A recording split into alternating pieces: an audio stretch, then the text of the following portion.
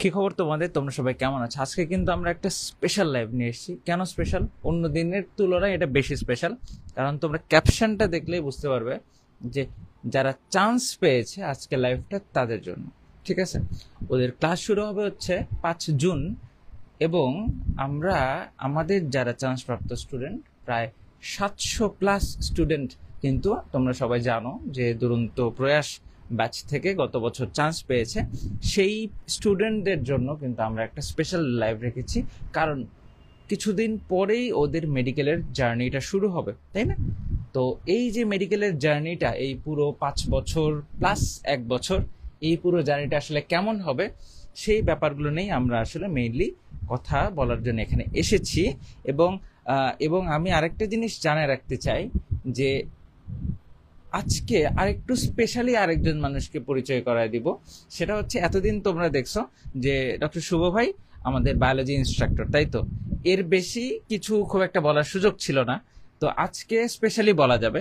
কারণ এই পরিচয়গুলো আজকের ক্লাস সে যে তোমরা এই মানুষটাকে শুনবা কতটুকু মনোযোগ দিয়ে, তার কারণ হচ্ছে এই পরিচয়টুকু। ঠিক আছে, টোটাল তোমরা যদি এই বোর্ডের পেছনে খেয়াল করো তাহলে দেখবা যে টোটাল 10টা সাবজেক্ট আছে। কয়টা সাবজেক্ট? 10টা। এই পুরো মেডিকেল জার্নিটাকে কয়েকটা প্রফে ভাগ করা হয়। একটা হচ্ছে first proof, second proof, third proof এবং ফাইনাল প্রফ। 4টা প্রফ, ঠিক আছে? তো এই 4টা যে প্রফ, ঠিক আছে, এই 4টা প্রফের মধ্যে টোটাল সাবজেক্ট থাকে হচ্ছে 10টা, সরি 11টা। এই যে 11টা সাবজেক্ট, এই 11টার মধ্যে 9টা সাবজেক্টে ভাই হচ্ছে 85+ মার্ক, যেটাকে বলে অনার্স মার্ক, সেই মার্কটা পেয়েছেন। এবং 4টা প্রফে উনি হচ্ছে প্লেস করেছেন। প্লেস করা মানে কি? ঢাকা ইউনিভার্সিটির আন্ডারে টোটাল 52টা মেডিকেল কলেজ আছে। এই 52টা মেডিকেল কলেজের মধ্যে প্রথম 10 জনকে প্লেস দেয়া হয়, ঠিক আছে? তো সেই প্লেস 4বারই করেছেন শুভ ভাই। সেই শুভ ভাই তোমাদের মেডিকেলের জার্নিটা কেমন হওয়া উচিত, কি কোন বইগুলো তোমরা পড়লে মেডিকেলেও ভালো করতে পারবে, অ্যাডমিশন টেস্টে যেমন তোমরা সফলতার স্বাক্ষর রাখছো, মেডিকেলেও কিভাবে পড়াশোনা করলে সফলতার স্বাক্ষর রাখতে পারবা, এবং কিভাবে পড়লে এই অনার্স পর্যন্ত পাওয়া সম্ভব বা প্লেস করা সম্ভব, এই ব্যাপারগুলো আসলে কি, কোন প্রফে কোন কোন সাবজেক্ট পড়তে হয়, কোন কোন বই পড়তে হয়, সবকিছু কিন্তু বিস্তারিত ভাই তোমাদের উদ্দেশ্যে বলবেন। ঠিক আছে, আজকের লাইভটা বাচ্চা কাচ্চাদের জন্য না, not for HSC 25, not for HSC 24 or 26, তোমাদের জন্য না। এটা হচ্ছে কাদের জন্য? যারা চান্স পেয়ে গেছে তাদের জন্য। ঠিক আছে, তারা কিভাবে পড়বে, কোন কোন বই পড়বে, এই ব্যাপারগুলো আজকে শুভ ভাই এবং আমরা দুইজনই এই লাইভটা আজকে কন্ডাক্ট করব। ঠিক আছে, আমি একটু শুভ ভাইয়ের হাতে মাইক্রোফোনটা হ্যান্ড ওভার করি এবং লাইভটা শেয়ার করে দিই। তোমরা যারা আমাদের স্টুডেন্ট আছো তারা কিন্তু অবশ্যই লাইভটা শেয়ার করে দিবা, কারণ স্পেশাল মানুষের স্পেশাল লাইভ, এটা যারা যারা চান্স পাইছো বিশেষ করে তাদের কিন্তু অবশ্যই লাইভটা শেয়ার করে দিবা, যাতে তোমাদের বন্ধুরা লাইভটা দেখতে পারে। এবং ভাই আমি একটা কথা ওদেরকে বলে দিই যে এই যে মেডিকেল লাইফে এতদিন কি করছো জানি না, মেডিকেল লাইফে তোমার ভেতরে যদি শেয়ারিং এর ব্যাপারটা যদি না থাকে, তাহলে তোমার কপালে সত্যিই দুঃখ আছে। এর আগ পর্যন্ত যা খুশি করছো সমস্যা নাই, ঠিক আছে? পরীক্ষার আগের দিন, প্রত্যেকটা পরীক্ষার আগে আমি, তোমাদের সাদি ভাই, তারপরে রিজভি ভাই, মাইনুল ভাই, আমরা একসাথে বসে বসে পড়ালেখা করতাম, একজন আরেকজনকে পড়া ধরতাম, বুঝাইতাম, এবং পরের দিন পরীক্ষা পাশ করে চলে আসতাম। এবং আমরা 4জন মিলে কই যাইতাম? শুভ ভাই রুমে যাইতাম। শুভ ভাই আমাদেরকে বলে দিত, এই কালকে কিন্তু এইটা আসতে পারে, এটা এভাবে পড়বি, এভাবে লিখলে ভালো নাম্বার পাওয়া যাবে। ঠিক আছে, ওভাবেই পরের দিন পরীক্ষা লিখে আসতাম। ঠিক আছে, তাহলে কি এই যে বললাম শেয়ারিং, ওখানে কি কোনো প্রাইভেট আছে? প্রাইভেট নাই। কোনো কোচিং আছে? নাই। মেডিকেলের জন্য কোনো দুরন্ত প্রয়াস ব্যাচ আছে যে প্রত্যেক লাইন ধরে ধরে পড়ায় দিবে? নাই। ঠিক আছে, তোমার নিজের পড়তে হবে এবং নিজের বন্ধুদের সাথে একসাথে পড়তে হবে। ঠিক আছে, এবং সিনিয়র ভাইদের সহায়তা নিতে হবে। ঠিক আছে, তাহলে আমরা শুভ ভাইয়ের কাছে চলে যাই এবং আমাদের লাইভটা আজকে শুরু করব। তোমরা অবশ্যই যারা আমাদের চান্স প্রাপ্ত স্টুডেন্ট আছো তারা কিন্তু লাইভটা শেয়ার করে দিতে পারো অবশ্যই। ওকে, আসসালামু আলাইকুম, শুভরাত্রি, সবাইকে স্বাগতম আজকে আমাদের ক্লাসটিতে। এটা আসলে আমাদের যারা ইউজুয়াল দর্শক তাদের জন্য ক্লাসটা অন্তর বলেছে। এটা হচ্ছে যারা অলরেডি তোমাদের চোখে যারা সফল তাদের জন্য ক্লাসটা আসলে অ্যারেঞ্জ করা। আমরা প্রত্যেক বছর এরকম ক্লাস অ্যারেঞ্জ করে থাকি এবং আশা করি যে তোমাদের মাঝখানে যারা পরবর্তী বছর আমরা যাদের মেডিকেলিয়ান হিসেবে পাবো, বিশেষ করে HSC 23 এবং 24, তাদেরও আমরা এই ক্লাসটি অবশ্যই নিব। তো মেডিকেল আমরা তো, তোমরা আমাদের সবাইকে এখানে চিনো হচ্ছে আমরা তোমাদের পড়ানিক হিসেবে, ঠিক আছে? তো আমাদের কিন্তু অনেক একটা সময় মেডিকেল লাইফে কেটে গেছে, মেডিকেল সেক্টরে আমাদের দীর্ঘ একটা সময় কেটে গেছে। অন্তর সাদিদের এদের কেটে গেছে হচ্ছে প্রায় 7 বছর, আমার কেটে গেছে 8 বছরের মতো। তো এটা অনেক বড় একটা সময়। আর মেডিকেলে যারা চান্স পেয়েছে তাদের জন্য আজকে আসলে মূলত কথা বলা। মেডিকেলের journey it's a very very long journey, ঠিক আছে? এটা হচ্ছে তুমি টেস্ট পরীক্ষার পর কোনো মতে পড়ে ইন্টারে A+ পায় গেলে জিনিসটা এরকম না, ঠিক আছে? এটা ছোট কোনো দৌড় প্রতিযোগিতা না। দৌড় প্রতিযোগিতা অনেক ধরনের টাইপ থাকে, যেমন 100 মিটারের দৌড়, 200 মিটারের দৌড়, আবার দেখবো ম্যারাথন নামে একটা দৌড় প্রতিযোগিতা হয়, যেখানে অনেক দীর্ঘ কিলোমিটার, 20 কিলোমিটার 25 কিলোমিটার দূরত্ব অতিক্রম করতে হয়।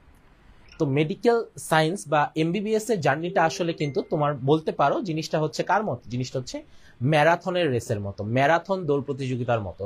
সেটা কিন্তু তোমার আমার স্বাভাবিক দৌড় প্রতিযোগিতার মতো না। ফলে আমাদের সেই ক্ষেত্রে কি করে রাখা লাগবে? আমরা যদি শুরুতেই বেশি স্পিড তুলি, পরে স্পিড হারিয়ে ফেলি, আমাদের কোনো লাভ নাই। আমরা যদি শুরুতে আস্তে স্পিড তুলি এবং পরে স্পিড না বাড়াই, তাতেও আমাদের কোনো লাভ নাই। এই ক্ষেত্রে আমাদের সব সময় একটা নির্দিষ্ট স্পিডে সব সময় অগ্রসর হতে হবে, তাহলেই আমরা সফলতার মুখ দেখতে পারবো। সবার আগে ভালো ডাক্তার, MBBS এ মানুষজন কেন ভর্তি হয়েছে? MBBS এ ভর্তি হয়েছে যাতে ভালো মানুষ হতে পারে, ভালো ডাক্তার হতে পারে। এই কথাটা মনে রাখো, ভালো ডাক্তারের চেয়ে ভালো মানুষ হওয়াটা বেশি গুরুত্বপূর্ণ। ভালো ডাক্তারের চেয়ে ভালো মানুষ হওয়াটা বেশি গুরুত্বপূর্ণ, বোথ তোমার নিজেদের জন্য এবং তোমাদের রোগীদের জন্য।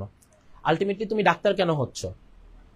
এখন এই ক্ষেত্রে অনেকে বলতে পারে, অনেকের মনে লুকায়িত আছে যে আমি টাকা কামাই করবো, এই কারণে আমি ডাক্তার হচ্ছি, যে দিন শেষে এতগুলো রোগী দেখবো, এতগুলো টাকা আমার পকেটে আসবে। এটা অনেকের উদ্দেশ্য থাকতে পারে, কিন্তু তুমি যদি রোগীকে ভালো করার উদ্দেশ্যটা মাথায় না রাখো, তোমার ডাক্তার হওয়ার পারপাসটা কিন্তু ব্যর্থ, ঠিক আছে? ফলে আমাদের main target should always be the welfare of the patients. রোগীদের ভালো করা, এটা হবে আমাদের উদ্দেশ্য। এখন রোগীকে তুমি তো কি ভালো করার জন্য কি করতে হবে? তোমার আগে জিনিসটার নলেজ থাকা লাগবে। তোমার যদি জিনিসটার নলেজ না থাকে, তুমি রোগীকে ভালো করবা কোত্থেকে? ফলে আগে, ইন্টারের আগে কেউ যদি ফাঁকিবাজি করে থাকো, মেডিকেল ফাঁকিবাজির জায়গা না। হ্যাঁ, এখানে একটা কথা আমি বলবো যে এখানে কম পড়া বেশি পড়ার ব্যাপার আছে, বাট তোমাকে পড়তে হবে, ঠিক আছে? কম পড়া বেশি পড়ার ব্যাপার আছে, বাট তোমাকে পড়তে হবে। না পড়ে কখনোই চিকিৎসা বিদ্যায় ভালো হওয়া সম্ভব না। চিকিৎসক হইতে পারো, চিকিৎসক হওয়া যাবে, কিন্তু তখন কি হবে জানো? রোগীদের চিকিৎসা করতে যায় তোমার হাত কাঁপবে। তোমার নিজের বাবা মাকে একটা ওষুধ দিতে গেলে, একটা ইনজেকশন দিতে গেলে তোমার হাত কাঁপবে। এই হাত কাঁপাটা দূর করার জন্য তোমাদের কিন্তু ভালো মতো মেডিকেল সায়েন্সটাকে অধ্যয়ন করতে হবে। অন্তর, আচ্ছা, আমি আজকের লাইভের কনটেক্সট বিষয়ে তোমাদের আরেকবার একটু স্মরণ করে দিই। আজকের লাইভটা হচ্ছে যারা চান্সপ্রাপ্ত স্টুডেন্ট তাদের জন্য। আজকের লাইভটা নিচ্ছেন হচ্ছে শুভ ভাই, যিনি ঢাকা মেডিকেলের ইতিহাসে অন্যতম একজন সেরা স্টুডেন্ট আমাদের সমসাময়িক সময়ের, ঠিক আছে? সবগুলো প্রফে প্লেস করা, অনার্স পাওয়া, মানে হচ্ছে গোল্ড মেডেলিস্ট টাইপের কিছু ডাক্তার তোমরা শুনে থাকো না, যে এই ডাক্তারটা গোল্ড মেডেলিস্ট, মানে এরা হচ্ছে স্পেশালদের মধ্যে অনেক বেশি স্পেশাল। ঢাকা মেডিকেলের মনে করো প্রথম 10 জনের মধ্যে একজন, ঠিক আছে? ঢাকা মেডিকেল না, ঢাকা ইউনিভার্সিটি আন্ডারে টোটাল 52টা মেডিকেল কলেজের মধ্যে প্রথম 10 জনের একজন। তাহলে বুঝে নিও যে সাকসেসটা কোন লেভেলের। সেই মানুষটাই কিন্তু তোমাদের এতদিন বায়োলজি পড়াইছে, আজকে মেডিকেল লাইফের গাইডলাইন দিবে। তাহলে এই মানুষটার কাছে গাইডলাইন নিলেই তো পারফেক্ট গাইডলাইন পাওয়া সম্ভব, তাই না? যে মেডিকেল লাইফেও সবচেয়ে ভালো রেজাল্ট করে আসছে, এই হচ্ছে ব্যাপার। আর এখানে আমরা দেখবো হচ্ছে কোন অনেকগুলো প্রফ থাকে, সেই প্রফগুলোতে কোন প্রফে কোন কোন সাবজেক্ট থাকবে, তারপরে আর কি কি আছে, আমরা কোন এই যে মানে সাবজেক্টগুলোর মধ্যে কি কি ভাগ আছে এবং সেই ভাগে আমরা কি কি বই পড়বো। তারপরে এই যে আমাদের এখানে ফিজিওলজি দেখতে পাচ্ছি, তারপর এখানে বায়োকেমিস্ট্রি, এখানে কি কি আছে, কোন কোন টপিক তোমাদের পড়তে হয়। এর মধ্যে কিন্তু কিছু কিছু টপিক আছে তোমাদের এইচএসসির সাথেও রিলেটেড, এই ব্যাপারগুলোও কিন্তু আমরা দেখবো। তারপর হচ্ছে কোন কোন বই পড়বো, বইগুলোর নাম আমরা লিখে দিছি। আমি এবং শুভ ভাই আমরা যে বইগুলো পড়ছি সেই বইগুলোর নাম কিন্তু এখানে লিখে দেওয়া, সেই বইগুলো পড়েই সেরা রেজাল্ট করা সম্ভব, ঠিক আছে? তোমাদের অনেকের আগ্রহ থাকে ভাই ঢাকা মেডিকেল কলেজে কোন কোন বই পড়ায়, সেই বইগুলোর নাম আমরা একটু জানতে চাই। সেই বইগুলোর নাম কিন্তু আমরা এই জায়গাগুলোতে সবগুলো মেনশন করে করে দিয়েছি, ঠিক আছে? এবং পুরো মেডিকেল লাইফটা তোমরা কিভাবে সার্ভাইভ করবে, তোমরা অনেকেই হয়তো চিন্তা করো ভাই এই যে মেডিকেলে পড়ালেখা, এত বেশি পড়ালেখা, এগুলো আপনারা কিভাবে মেনটেন করছেন, বা আমি কি এত বেশি পড়তে পারবো কিনা, বা অনেক সময় আমার ভাই ছোটবেলায় একটা ব্যাপার ছিল, আমি যখন ক্লাস 2তে পড়ি, আমাদের ওখানে আমার স্কুলের নাম হচ্ছে বগুড়া জেলা স্কুল। তো আমি ওই সময় হচ্ছে কোচিং এ যখন পড়তাম, স্কুলে ভর্তি পরীক্ষা হইতো, তো আমি 2-3 দিন রাত্রে স্বপ্ন দেখতাম বা শুয়ে শুয়ে চিন্তা করতাম, আচ্ছা আমি যে এত ভালো একটা স্কুলে পড়ার জন্য এত কষ্ট করে পড়তেছি, আমি কি এখানে পাশ করতে পারবো? আমি যদি ফেল করি আমাকে তো স্কুল থেকে বের করে দিবে। এটা তো অনেক মান সম্মানের ব্যাপার। এরা অনেক ছোটবেলার চিন্তা, যদিও ছোটবেলার চিন্তা, কিন্তু অনেকেই তোমরা হয়তো এই বড়বেলায় এসে এরকম চিন্তা করতেছো যে যে হায় হায়, এখানে যদি ভালো করতে না পারে, ফেল করার চিন্তা হয়তো করতেছো না, কিন্তু ইটস ট্রু যে আমাদেরকে যারা আজকে লাইভে দেখতেছো তাদের মধ্যে অনেকেই ফেল করবা, ঠিক আছে? এবং ফেল করলেও খুব একটা কিছু যায় আসবে না, এগুলো আমরা বলবো, আস্তে ধীরেই বলবো, ঠিক আছে? তার মানে কি ভাই আপনারা শুধু ফেল করে আসছেন তা না, এমন না, অনেকেই করলেও কোনো যে সমস্যা নেই, এই ব্যাপারগুলো আমরা বুঝাই বলবো, ঠিক আছে? অনেক লম্বা একটা জার্নি, এই জার্নিতে কিভাবে তোমরা আরো ভালো করবে সেই ব্যাপারগুলো নিয়ে আজকে আমাদের কথাবার্তা। তো আমরা যারা চান্স পাওয়া, যারা স্টুডেন্ট আসো, তোমরা কে কে আসো আমাদের একটু জানাও, তোমাদের স্পেসিফিক কোনো কোশ্চেন থাকলে কিন্তু আমাদের জানাতে পারো, ঠিক আছে? তো ভাই আমরা তাহলে একদম জার্নিটা শুরু করে ফেলি। তো আশা করি তোমরা আমাকে সবাই চিনো আর কি, এখানে যারা আসো। আমার নাম ডক্টর আহমেদ সাইদ শুভ। আর আমার স্কুল ছিল জামালপুর জেলা স্কুল, ঠিক আছে? আমি বলতে পারো যে তোমাদের রিজভি ভাইদের প্রতিবেশী, এবং অন্তরের মতো আমিও জেলা স্কুল ব্র্যান্ডের আর কি সদস্য আর কি, ঠিক আছে? আমার এসএসসি ছিল 2013 সাল, এবং আমার কলেজ ছিল ময়মনসিংহ শহীদ Syed Nazrul Islam college 2015 batch, HSC 2015। তো বর্তমানে আমি 2016 সালে ঢাকা মেডিকেলে প্রথম বর্ষে আমার ক্লাস শুরু হয়, এবং 2021 সালে আমি ফাইনাল প্রফেশনাল পরীক্ষা দেই, মানে 2021 সালে আমি ডাক্তার হই, এবং 2022 সালে আমার ইন্টার্নশিপ, যেটা শিক্ষানবিশ চিকিৎসক, সেই ধাপ অতিক্রম করি।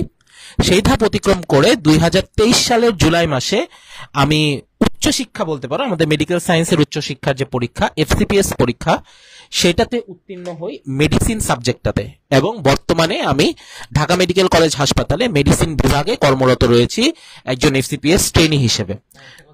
ভাই ওরা হয়তো মনে করে যে আমরা এখানে যারা ক্লাস নিই তার মনে পড়ালেখা করি না, খালি ক্লাসই নেই, ঠিক আছে? মোটেই এমন না। ভাইয়ের ব্যাপারটা তো শুনলাই যে ভাই এফসিপিএস পার্ট 1 পাস করে ফেলছেন, এবং ভাই রেগুলার ডিউটি থাকে, এই জন্যই দেখবো মাঝে মাঝে 2-1 দিন দেরি হয়ে যায়, ঠিক আছে? এখন যারা ক্লাস করতেছে বা আগে যারা ক্লাস করা হচ্ছে দেখছো, অনেক সময় বলছি যে আমাদের ডিউটি আছে, হয়তো 10-15 মিনিট লেট হচ্ছে ক্লাস করাইতে। এমনও রেকর্ড আছে যে মনে করো সকালে 9টা থেকে মানে হয়তো অ্যাডমিশন ডিউটি শুরু হয়েছে, এই ডিউটি শেষ করে রুমে ফিরতে ফিরতে 8:30 বেজে গেছে, 8:30টার দিকে খালি মনে করো মানে অ্যাপ্রনটা খুলে তোমাদের সামনে ক্লাস নিতে দাঁড়াইছি, ঠিক আছে? আমরা কিন্তু রেগুলার পড়াশোনা করেই তোমাদের ক্লাস নেই। এখানে এমন কেউ নাই যে হচ্ছে যে ভাই শুধু তোমাদের ক্লাস নেই, এরকম কেউ নাই, সবাই পড়ালেখা করে, ঠিক আছে?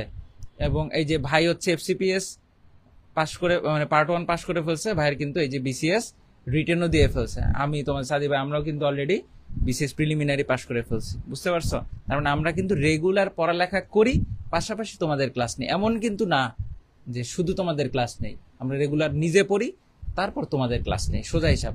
তোমাদের উদ্দেশ্য এই কথাটাই বলবো, কেউ যদি মনে করো ভাই আমি টিউশন করাবো বা কিছু, আগে নিজের পড়া ঠিক করে তারপরে টিউশন, তার আগে মোটেই না ভাই আমি আসতেছি এসে ভাই আপনাদের মতো মানে অনেক ক্লাস টাস করাবো, ফেমাস হয়ে যাব, এগুলো যদি চিন্তা থাকে তাহলে এটাও মাথায় রেখো যে পড়াশোনাটা সবার আগে, তারপরে সবকিছু।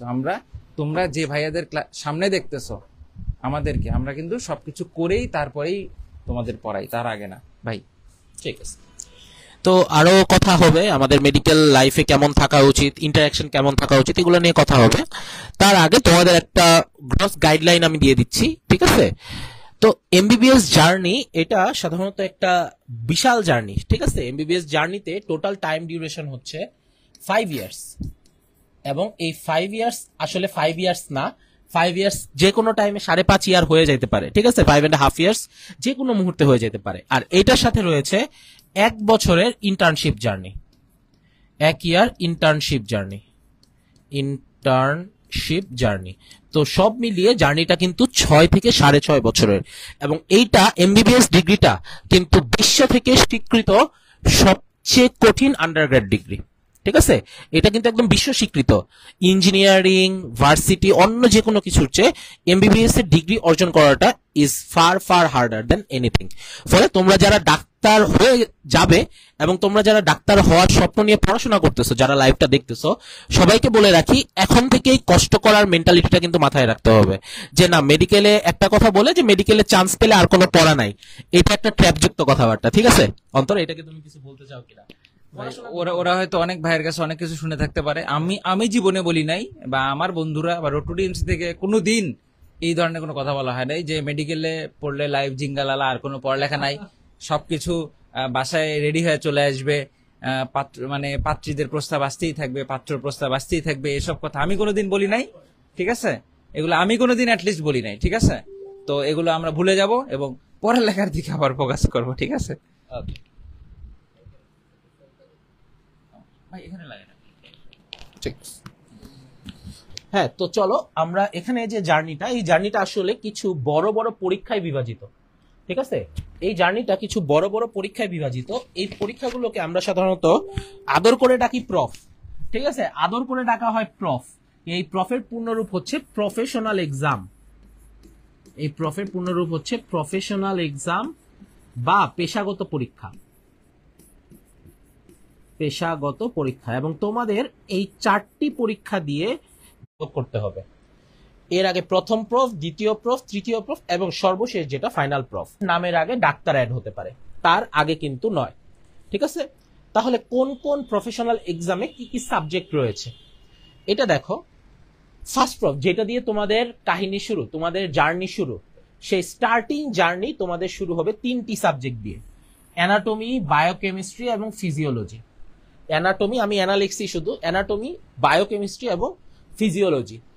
দ্বিতীয় পেশাগত পরীক্ষায় তোমাদের টপিক থাকবে ফরেনসিক মেডিসিন এবং ফার্মাকোলজি। আমি একটু বলে যাই, অ্যানাটমি হচ্ছে কি, মানুষের শরীরের কোন জায়গায় কি কি আছে সেই জিনিসগুলো চেনা। ঠিক আছে, আমাদের মাথার ভিতরে কি কি আছে, পেটের ভিতরে কি কি আছে, পায়ে কি কি আছে, হাতে কি কি আছে, হাড্ডির ভিতরে কি কি আছে, এই জিনিসগুলো সম্পর্কে জানা হয় যে জায়গায়, সেটা হচ্ছে অ্যানাটমি। ফিজিওলজিতে আমাদের বডি কিভাবে কাজ করে, আমাদের ব্রেন কিভাবে কাজ করে, আমাদের কিডনি কিভাবে কাজ করে, আমাদের জিআইটি বা গ্যাস্ট্রোইন্টেস্টাইনাল সিস্টেম কিভাবে কাজ করে, সেগুলো জানা হয় ফিজিওলজিতে।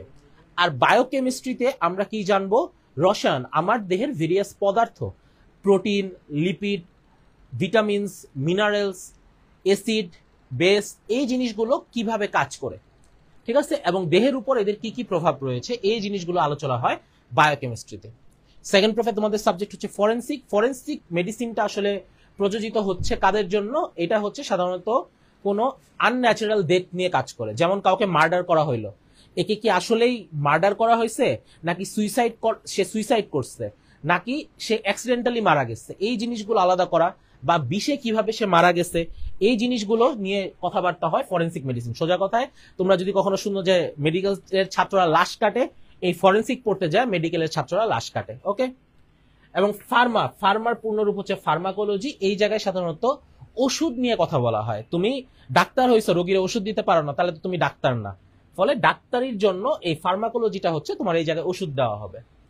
থার্ড প্রফে, তৃতীয় পেশাগত পরীক্ষায় তোমার 3টা সাবজেক্ট: প্যাথোলজি, রোগ নিয়ে জানা, মাইক্রোবায়োলজি, জীবাণু নিয়ে জানা, এবং কমিউনিটি মেডিসিন, আমাদের চারপাশের পরিবেশের যে মেডিসিন এবং গবেষণামূলক কাজ, সেটা নিয়ে আলোচনা হয় কমিউনিটি মেডিসিনে।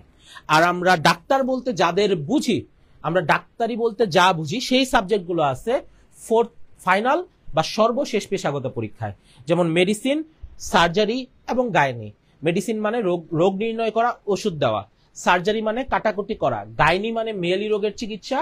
অপস মানে বাচ্চা রিলেটেড চিকিৎসা। ঠিক আছে, বাচ্চা, মায়ের পেট থেকে বাচ্চা বের করার ব্যবস্থা, সেগুলো হচ্ছে গাইনিয়ান অবস্টেট্রিক বা প্রসূতিবিদ্যা।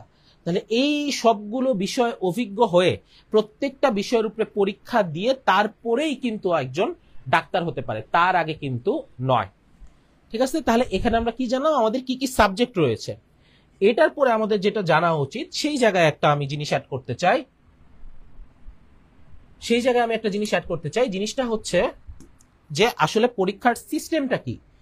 শুরুতেই যায় কি তুমি এই প্রফে বসে যাবা, তা না।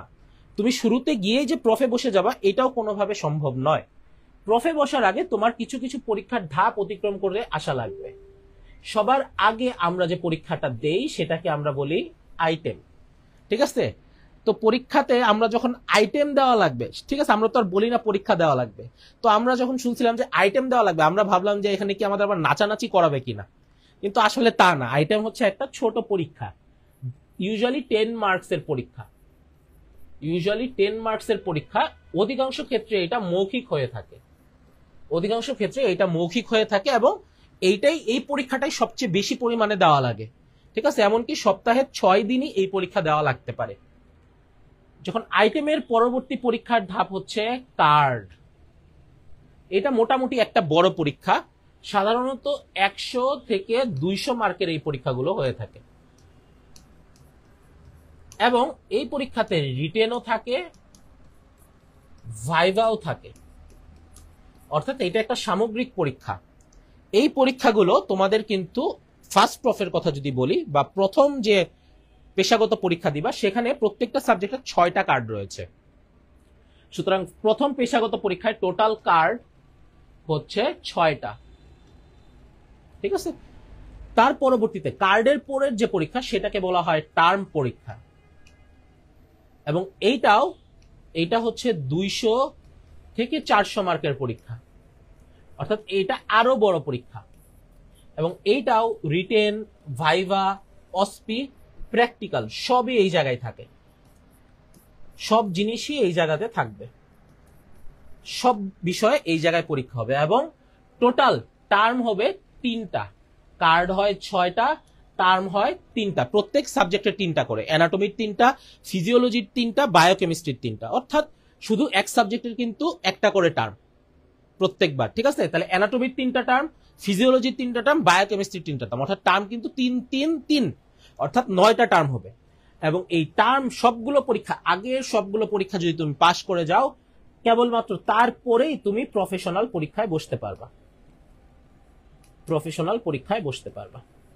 এবং এখানে মার্ক হচ্ছে 400 থেকে 500, এবং এখানেও রিটেন, ভাইভা, অসপি, প্র্যাকটিক্যাল সর্ববিষয় এই ক্ষেত্রে পরীক্ষা হয়। সুতরাং তুমি যে আশা করতেছো শুধুমাত্র প্রফে ডিরেক্ট বসে যাবা, আসলে তা কিন্তু সম্ভব না। তোমাকে প্রত্যেকটা ধাপ অতিক্রম করে, এই কোনো ধাপের একটা ধাপও যদি অপরিপূর্ণ থাকে, পরের ধাপে আগানো যায় না। তোমার সবগুলো আইটেম পরীক্ষা না হলে তুমি কার্ডে বসতে পারবা না, সবগুলো কার্ড পরীক্ষা না হলে তুমি টার্মে বসতে পারবা না, সবগুলো টার্ম তোমার ক্লিয়ার না হলে তুমি ফাইনাল বা প্রফেশনাল পরীক্ষাটাতেও তুমি অ্যাপিয়ার করতে পারবা না, ঠিক আছে? তো এইটা কিন্তু তোমাদের মাথায় রাখা লাগবে যে আসলে কোন সিস্টেমে মেডিকেলটা পরিচালিত হচ্ছে। এবং এই মেডিকেল সিস্টেমের মূল যে পরীক্ষাগুলো, সেটার একটা অংশ হচ্ছে রিটেন বা লিখিত পরীক্ষা, একটা হচ্ছে ওরাল বা ভাইভা পরীক্ষা, এবং আরেকটা রয়েছে প্র্যাকটিক্যাল পরীক্ষা। এই প্র্যাকটিক্যালের ভিতরে আবার অনেক পার্ট আছে। এই প্র্যাকটিক্যালের একটা পার্ট হচ্ছে অসপি, এবং একটা পার্ট হচ্ছে ক্লিনিক্যাল পরীক্ষা। এই পরীক্ষাগুলো কিন্তু তোমাদের ফেস করা লাগবে। তো রিটেন পরীক্ষায় লিখিত লেখা লাগবে বড় খাতায়, ভাইভা পরীক্ষায় টিচারদের প্রশ্নের সামনাসামনি উত্তর করতে হবে, ঠিক আছে? পরীক্ষায় সামনাসামনি উত্তর করতে হবে, ঠিক আছে? তার পরবর্তীতে প্র্যাকটিক্যালে কি হবে, অসপিতে কি হয়, ছোট পরীক্ষা, 2 মিনিটের কোয়েশ্চেন থাকে, সেগুলোর আনসার করা লাগে। আর ক্লিনিক্যালে কি, রোগ সম্পর্কে জিজ্ঞেস করা হয়, তোমাদের নলেজটার প্রয়োগ করা হয়। ক্লিনিক্যালে তোমাদের যে জ্ঞানটা তোমরা পাইছো সেটাকে প্রয়োগ করা হয়, ওকে? তাহলে এই সব কিছু মিলেই কিন্তু তোমার আসলে একটা সিস্টেমটা পরিচালিত হচ্ছে। এবং এই সিস্টেমটা সাধারণত থাকে কার্ড পরীক্ষায়, টার্ম পরীক্ষায় এবং প্রফ পরীক্ষায়। এই 3 পরীক্ষাতেই এমন সিস্টেম অনুসরিত হবে। রিটেন থাকবে, ভাইভা থাকবে এবং প্র্যাকটিক্যাল থাকবে। এই সম্মিলিত এই সবকিছু মিলিয়ে কিন্তু তোমার একটা পরীক্ষা অর্গানাইজড হবে। আর আইটেম হচ্ছে ছোট পরীক্ষা, যেটা তোমাদের সর্বমুহূর্তেই সবসময় কম বেশি দেওয়া লাগবে। তো এখন যদি আমি চলে আসি আমাদের 3টা সাবজেক্ট, অ্যানাটমি আমাদের সবচেয়ে ইম্পর্টেন্ট সাবজেক্ট ফার্স্ট প্রফের জন্য, ঠিক আছে? সবচেয়ে গুরুত্বপূর্ণ এবং সবচেয়ে বৃহৎ। এইটার গুরুত্ব আমি আগেই বলে দিই। সাধারণত ফিজিওলজি এবং বায়োকেমিস্ট্রি এই 2 সাবজেক্টের ভাইভা হয় 1 দিন, আর এই অ্যানাটমি সাবজেক্টেরই ভাইভা হবে 2 দিন। সুতরাং এই সাবজেক্টে মার্কও বেশি, এই সাবজেক্টের উপর পরীক্ষার দিনও বেশি। ফলে এই সাবজেক্টটা কিন্তু হচ্ছে সবচেয়ে চ্যালেঞ্জিং সাবজেক্ট, সবচেয়ে চ্যালেঞ্জিং সাবজেক্ট হচ্ছে এটা। এবং তোমাদের মাঝখানে কেউ যদি শল্য চিকিৎসা মানে কেউ যদি সার্জারি নিয়ে পড়তে চাও বা কেউ যদি কাটা ছেঁড়া করতে চাও, তাকে এই সাবজেক্টটা খুব ভালো মতো নলেজেবল হতে হবে, এই সাবজেক্টটা খুবই ভালো মতো জানা লাগবে। তো অ্যানাটমির কিছু পার্ট রয়েছে, ঠিক আছে, অ্যানাটমির কিছু পার্ট রয়েছে যেগুলো সম্পর্কে আলাদা আলাদা ভাবে অনেক সময় পরীক্ষা হয়ে থাকে। এটা দেখো, জেনারেল অ্যানাটমি, এমব্রায়োলজি, হিস্টোলজি এবং সিস্টেমিক অ্যানাটমি। বুঝছো, এই ওভারঅল টপিকগুলো আমার অ্যানাটমি সাবজেক্টের ভিতরে রয়েছে। এবং এই সাবজেক্টগুলোর উপরে তোমার রিটেন হবে, ভাইভা হবে, অসপি হবে, ক্লিনিক্যাল হবে, ওই জিনিসগুলো আবার বলা। জেনারেল অ্যানাটমি, এই জায়গায় কি আছে? এই জায়গায় আছে গদ বাঁধা কথাবার্তা, ঠিক আছে। ধরো হাড় নিয়ে বেসিক কথাবার্তা আছে, একটা হাড় কেমন, হাড়ের কি কি ধরন আছে। তো এখন থেকে তোমরা যারা আছো, তোমরা আর এখন থেকে হাড় বলবা না, তোমরা এখন থেকে আর তরুণাস্থি বলবা না, তোমরা এখন থেকে বলবা বোনস, তোমরা এখন থেকে বলবা কার্টিলেজ, তোমরা এখন থেকে সন্ধি বলবা না, তোমরা এখন থেকে বলবা জয়েন্ট, ঠিক আছে। তোমার টাং এখন থেকে ইংরেজি। এবং এই ইংরেজি আমার এত বদভ্যাস করছে, বিসিএস লিখিত পরীক্ষা দিতে যায় আমার বাংলা লিখতে খুব কষ্ট হয়েছে। অন্তর, এটা আসলে তুমি যখন মানে এখন হয়তো তোমার মনে হচ্ছে, তোমাদের অনেকেরই প্রশ্ন আছে, ভাই আমি তো এতদিন বাংলা মিডিয়ামে পড়ে এসেছি, আমার পক্ষে কি আসলে ইংরেজিতে এই পরীক্ষাগুলোতে ভালো করা সম্ভব হবে কিনা। তো তোমাদের উদ্দেশ্যে বলে রাখি যে আমি বাংলা মিডিয়াম ছিলাম, তোমাদের মাইনুল ভাই বাংলা মিডিয়াম ছিল, আমিও বাংলা মিডিয়াম ছিলাম, শুভ ভাই বাংলা মিডিয়ামে ছিল। সে বাংলা মিডিয়াম থেকে পড়ে যদি সবগুলো পরীক্ষায় সবচেয়ে ভালো নাম্বার তুলে থাকতে পারে, তাহলে তোমরাও পারবা, সোজা হিসাব। এটা নিয়ে এত বেশি চিন্তার কিছু নেই। তো আমি অ্যানাটমিটা আর একটু বাকি একটু কন্টিনিউ করে দিই, ভাই আপনি একটু রেস্ট নেন, হালকা ফ্রেমে থাকেন ভাই, কারণ আপনি চলে গেলে ওরা তো আমার কথা শুনবে না, আমি তো এত স্পেশাল মানুষ না। তুই স্পেশাল মানুষ, আচ্ছা বলে দে। আচ্ছা, তো অ্যানাটমির ক্ষেত্রে আমরা দেখলাম জেনারেল অ্যানাটমি, তাই না? তার সাধারণ কথাবার্তা, বইয়ের শুরুতে যেমন অনেক কিছু ডেসক্রিপশন দেওয়া থাকে, এরকম হাড়ের টাইপ কি, জয়েন্টের টাইপ কি, এই তো এই টাইপের জিনিসগুলো জেনারেল অ্যানাটমিতে থাকবে। এরপরে আমরা আসবো কোথায়? এমব্রায়োলজি, ভ্রূণবিদ্যা, ঠিক আছে। তো এটাকে আবার ওই যে নবম অধ্যায় শুধু চিন্তা করলে হবে না, তো এর মধ্যে আরো অনেক ব্যাপার স্যাপার আছে। এই সাবজেক্টটা একটু বেশ কঠিন, তবে ভালো ভালো কিছু বই পাওয়া যায়, আমরা পরবর্তী নাম বলে দিব। এই বইগুলো পড়লে এই কঠিনতম সাবজেক্টটা আর একটু ইজিয়ার হবে। এটাতে আমরা কি পড়ি? ধর হার্ট কিভাবে ফরমেশন হয়, ঠিক আছে, হার্ট কিভাবে ফরমেশন হয়। তুমি চিন্তা করতেছো হার্ট আবার কি, হার্ট তো এমনিই থাকে, এটা তো একটা কোষ ছিল, একটা কোষ থেকে আলটিমেটলি তাকে হার্ট হইতেছে, তাই না? এই যে ব্যাপারগুলো, এই ব্যাপারগুলো কিন্তু এখানে খুবই ইম্পর্টেন্ট। কিডনি কিভাবে তৈরি হয়েছে, ঠিক আছে, মানে এই যে আমাদের ভ্রূণের যে 3টা লেয়ার থাকে, তাই না, এই জিনিসগুলো কিভাবে তৈরি হয়েছে, কান কিভাবে তৈরি হলো, হাত কিভাবে তৈরি হয়েছে, ঠিক আছে। তোমাদের একটা ইন্টারেস্টিং কথা বলি, সেটা হচ্ছে আমাদের হাত যখন আমরা মায়ের পেটে থাকি শুরুর দিকে কেমন ছিল জানো? এরকম একটা মাংসপিণ্ডের মতো এমন একটা ছিল, এমন একটা জাস্ট একটা মাংসপিণ্ডের মতো, এরকম আঙুল টাঙ্গুল আলাদা ছিল না। তারপরে কি হলো? তারপরে এই অনেকটা এরকম একটা স্ট্রাকচার তৈরি হলো, যেখানে মাঝখানে মাঝখানে কি হাঁসের মতো ছিল, বুঝছো? মাঝখানে মাঝখানে কেমন ছিল? হাঁসের মতো। হাঁসের পা দেখছো কখনো? এই আঙুলের সাথে আঙুল লাগানো, এই আঙুলের সাথে আঙুল লাগানো, এরকম। পরে কি হয়েছে জানো? এই মাঝখানে যে হাঁসের মতো যে এনে মাংসটুকু ছিল 2 আঙুলের মাঝখানে, এগুলো নাই হয়ে গেল, নাই হয়ে হাতের এরকম একটা ফরমেশন হলো। এই জিনিসগুলোই তুমি আসলে এমব্রায়োলজিতে পড়বা। যতটুকু মজা লাগতেছে অতটুকু মজাও না, তারপরে আর কি পড়বা এমব্রায়োলজি। গেল ভাই, এটা আমার পরে জীবনে লাভ কি? এগুলো আস্তে আস্তে জানবা যে এগুলোর সাথে অনেক জেনেটিক ডিজিজ জড়িত, ঠিক আছে। অনেকে দেখা যাচ্ছে একটা হাত ঠিক মতো ফরমেশন হয় নাই, তাই না, এরকম কেন হচ্ছে? এই ব্যাপারগুলো আমরা জানতে পারি। অনেক সময় আমরা কিন্তু এটাও করতে পারি যে মায়ের পেটে থাকা অবস্থায় কিন্তু আমরা অনেক রকম স্ক্রিনিং করে ফেলতে পারি যে ও বাচ্চার কোনো ডিফেক্ট হবে কিনা। এবং দেখবা যে মায়ের পেটে থাকা অবস্থায় মাকে হচ্ছে ফলিক অ্যাসিড খাওয়ায়, তাই না।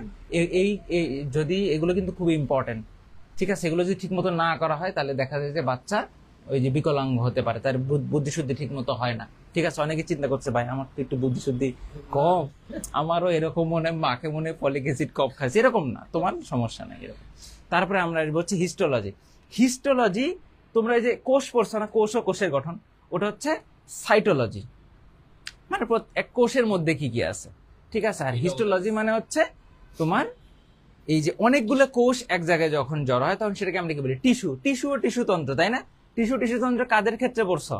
এটা মেইনলি পড়ছো হচ্ছে তুমি উদ্ভিদের ক্ষেত্রে, প্রাণীদের ক্ষেত্রে অনেকটা ডিফারেন্ট, তোমরা পড়বো। বেসিক কথাগুলো একই, তোমরা যে পড়ছো না, স্কোয়ামাস, কলামনার, তাই না, কিউবয়েডাল, এরকম আর কি। তো স্তূপাকার, অনেক রকম নাম তোমরা বাংলায় পড়ছো। এই অংশটুকু পড়বো হচ্ছে হিস্টোলজিতে। হিস্টোলজি দিয়ে কিন্তু আমরা এখানেও বিভিন্ন রোগ ডায়াগনোসিস করতে পারি, জানতে পারি যে আমাদের ধর এখান থেকে একটা, ওই যে তোমরা নাম শুনছো না বায়োপসি, বায়োপসি করে কিন্তু আমরা ওখানে মেনলি হিস্টোলজিটাই দেখি, ঠিক আছে। ওখানে কোষগুলো কেমন আছে, কোথাও কোনো ক্যান্সার কোষ আছে কিনা, এগুলো কিন্তু শুদ্ধ মতো দেখা যায়। এরপর আছে হচ্ছে সিস্টেমিক অ্যানাটমি। সিস্টেমিক অ্যানাটমি মানে কি, সিস্টেমিক ওয়েতে পড়ালেখা, তাই কি না? হ্যাঁ, সিস্টেমিক ওয়েতেই পড়ালেখা। এবং এটা শুরু হয় হচ্ছে কই থেকে, এই যে থোরাক্স থেকে শুরু হয়, মানে বুক থেকে শুরু হয়। মানে থোরাক্সে তুমি কি পড়বা, তুমি হার্ট পড়বা, লাংস পড়বা, ঠিক আছে। এবং হার্ট লাংই দেখবা তোমাদের যে প্রফ যে পরীক্ষা যেটা খুবই খুবই খুবই ইম্পর্টেন্ট হবে, এগুলো খুব ভালোভাবে পড়তে হয়। স্পেসিফিক অর্গান তোমাকে পড়তে হবে। হার্ট লাং শুধু পড়বা, হার্ট লাং এর আশেপাশে স্টারনাম, তোমাদের পড়ালেখা শুরু হবে কোন বোনস দিয়ে জানো? স্টারনাম নামে যে বোনসটা আছে, এই বোনসটা দিয়ে তোমাদের অ্যানাটমি পড়ালেখা শুরু হবে। তারপর প্রত্যেকটা পরশুকা আছে না, পরশুগুলো কোনটা কেমন, কোন পরশুকাতে একটু একটু উঁচু আছে, কোথায় একটু নিচু আছে, কোথায় একটু গর্ত আছে, কোন দিক দিয়ে কোন মানে আর্টারি গেছে, কোন দিক দিয়ে কোন ভেইন গেছে, সবকিছু তোমার সুন্দর করে পড়তে হবে, জানতে হবে। তার থোরাক্সের পরে আমরা কি পড়বো? Superior extremity. এই যে হাত, এর নাম সুপিরিয়র এক্সট্রিমিটি কেন দিল? কারণ হাত হচ্ছে আমাদের সুপিরিয়র এক্সট্রিমিটি, ঠিক আছে। সুপিরিয়র এক্সট্রিমিটি মানে হচ্ছে শুধুমাত্র আমাদের হাত তা না, পাখিদের থাকলে পাখিদের মনে করো ডানা, ডলফিনের থাকলে ডলফিনের সামনের পাখনা, এরকম এই সবকিছুকে বলে সুপিরিয়র এক্সট্রিমিটি। এটা একটু জেনারেলাইজ করছে।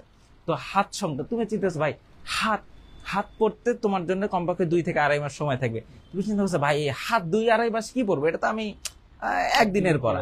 কিন্তু বিশ্বাস করো এই হাত পড়তে তোমার 2 থেকে 2.5 মাসেও তুমি হাত পড়ে শেষ করতে পারবে না, ঠিক আছে। মানে কোথায় কয়টা বোনস আছে, কোন দিক দিয়ে কোন নার্ভ গেছে, ঠিক আছে। এই যে এগুলা মানে এই যে এই দিক দিয়ে নার্ভ কোথায় কোন আর্টারি গেছে, কোথায় কোন ভেইন গেছে, এখানে কাটলে কি পাওয়া যাবে, ওখানে কাটলে কি পাওয়া যাবে, এইসব কোথায় কোন মাসেল আছে, সবকিছু আমরা পড়বো হচ্ছে সুপিরিয়র এক্সট্রিমিটিতে। তারপরে আমরা কি পড়বো? তারপরে আমরা পড়বো হচ্ছে দ্য ম্যাজিক বক্স, সেটা হচ্ছে অ্যাবডোমেন। এটাই মোটামুটি সবচেয়ে জটিল বিষয়গুলোর মধ্যে একটা, সবচেয়ে বিদঘুটে বড়। এই পেট, এত খাওয়া দাওয়া করো যার জন্য এত কষ্ট করে ডাক্তার হচ্ছে, তোমাদের পেট, সেই পেট নিয়ে তাহলে বেশি পড়ালেখা করা লাগবে না। পেটের মধ্যে হাজারো সমস্যা, দেখবা তোমার নিজেরও পেট ব্যথা হয়। পেটের মধ্যে কত কত অর্গান আছে দেখছো, বুকের মধ্যে কি কি আছে, লাংস আছে আর হচ্ছে হার্ট আছে। পেটের মধ্যে কত কি আছে তুমি নিজেই চিন্তা করে দেখো, লাংস, লিভার, প্যানক্রিয়াস, ক্ষুদ্রান্ত, বৃহদান্ত, কত কিছু আছে, অ্যাপেন্ডিক্স, মাঝে মাঝে কাটা লাগে, তাই না? দেখছো না, সব কিছু কি আছে অ্যাবডোমেনের মধ্যে, ঠিক আছে। তারপরে কি আছে এখানে দেখবো হেডনেক, এই যে গলা এবং হেডের যে অংশ, আবার ব্রেইন রিলেটেড অংশ এবং স্পাইনাল কর্ড রিলেটেড অংশ, এটা আবার আলাদা পড়তে হয়। এর মধ্যে আবার চোখও আছে।